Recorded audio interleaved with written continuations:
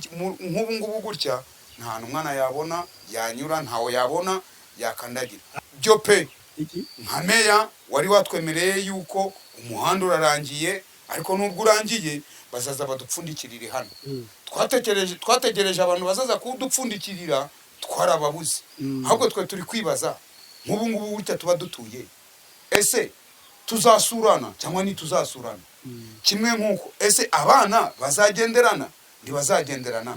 Ahubwo ngiye ndi kujya kubona nkabona ngo basa ngaho ubuyobozi busangaho bwatwirengagije, kandi ibintu bwatwirengagijeho ni ibintu byiyemeje bwakagombye kudufashamo.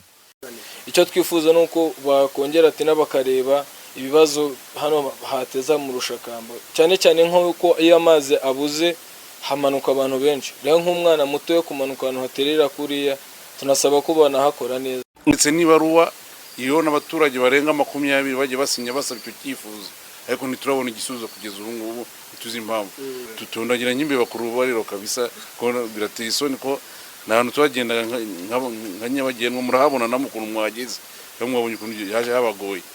Uri imvura iguye umuntu aguyemo n'abana bato baguye ruhura iti bamanura. Ikibazo dufite nuko baje kudukorera, yego twarashimye badukorera ruhurura, ariko uburyo bayikoze barayicikirije. Uyicikiriza rero byagize ingaruka. Reba nka hariya mu Rushakamba usa nk'ujya ku mugezi, ubu ntawe umuntu wajya kuvoma imvura yaguye. Kubera iki?